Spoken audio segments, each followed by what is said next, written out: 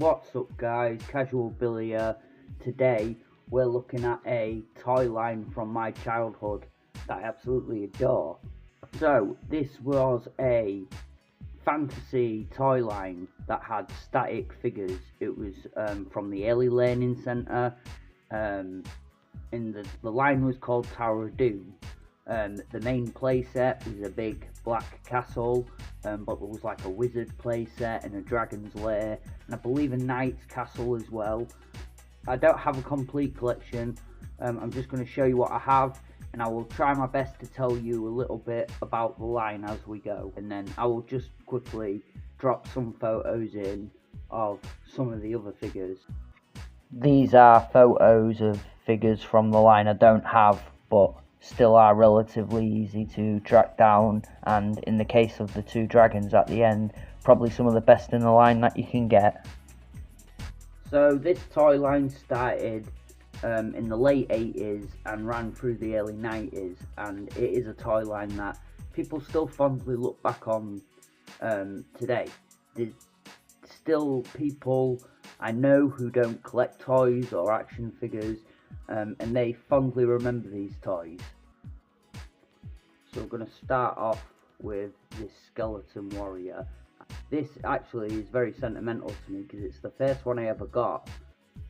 You know, completely forgot about it, and then recently we was clearing out my mum's flat, and I went through a box of old photos, and this guy was in there, and this must be like the skeleton warrior that I got when I went to the dentist when I was really young, and my mum said I could have something from the E.L.C Learning Centre. I picked this guy, so yeah, just crazy nostalgia.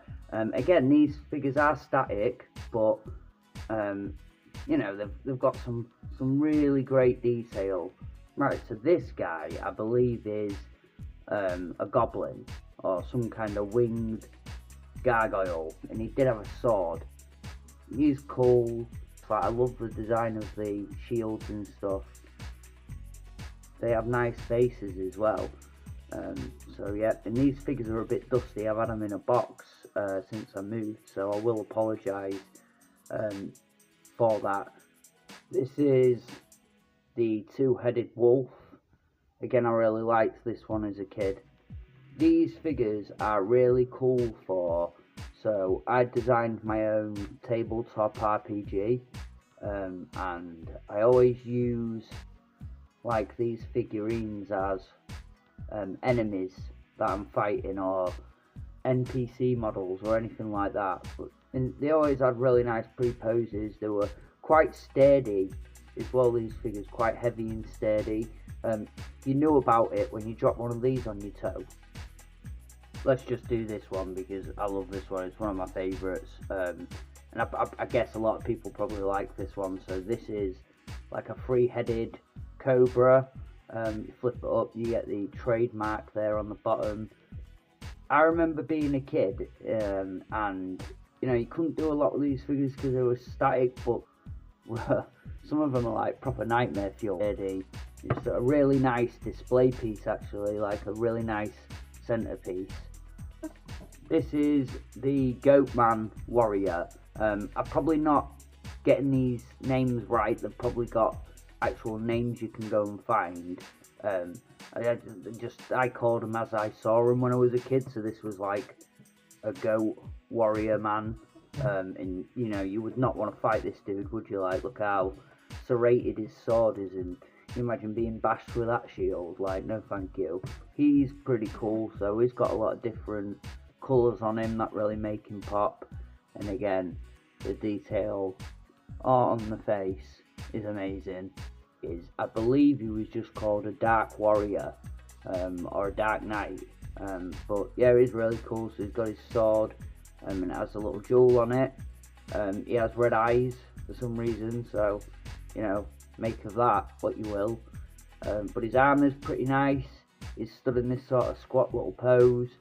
He's got really nice texture to his cape, and then just a really nice helmet. And I believe these are actually fading because I believe he was originally gold, and you can see he's kind of going green now. This is the Vampire Knight, I believe it's called. He's got a pretty gnarly looking face going on, and he has nice armour, and you know he don't mess about, look, because he's holding his sword with two hands. Like, could you imagine being stabbed by these weapons? So then I have two different trolls, and this is the first one. I really like the colours on him, really pops.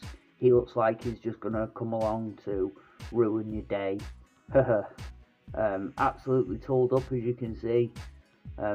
He's got his axe and his big hammer. There's my other troll, and this one really freaked me out when I was a kid. It was just like weird pig face he's got in his ears, and then he's just got warts all over his body, and looks really gnarly. Again, the paint was always really nice on these, and I don't think they were super expensive either. This is the Headless Horseman, and again, he's really cool, painted really nicely. There's lots of sculpted detail in there, especially on the weapons. I guess you can have this one down like this, like the horse is running, and then but it's really made to be stood up. And you know, these toys, they do have some size to them. Like this chunky boy, the Minotaur. And you know when I said about dropping these on your feet, the first time I ever saw my dad cry was when he dropped this Minotaur on his foot when I was really young. But I always really liked this one because I was really into my mythology as a kid. And he again massive and weighty. And there's another knight that I have on a horse. And this one's just like a normal dude, I think, just like a standard knight. And this one, unlike the Headless Horseman, you can take him off there, and he will just stand on his own, although he is in that weird little squatting position. Now this is the big ogre, or like the cave troll. It's a massive heavy piece. This one is quite difficult to get your hands on, so anytime you see this in like a charity shop, and you can get it for like £1 or something like that, it's definitely worth picking up because it can be really difficult to find. Like, this is one that I really enjoy the sculpting of. Like, it's one of my favourites in the line for how it's sculpted, beaten only by the dragon in the back. But yeah, just again, what a really nice figure. He's got this massive sword, he's got this chain, man has piercings, you not want to be killed by this guy. And finally, what has to be my favourite thing in the whole line, the purple three-headed dragon with the red wings. Every time I see him, it sparks that nostalgia in me of being a kid, because I believe this is one of the first things that was in my toy box and stayed there for a very, very long time. I really love the sculpting. Being young, I was really into like mythology and knights and dragons and all that kind of thing. Me and my cousin would fight over this thing on the regular. It's that gold. Alright guys, thanks for watching. That's going to do it for this video. Let me know down in the comments if you remember these toys, and let me know which one your favourite was. See you again soon. Peace.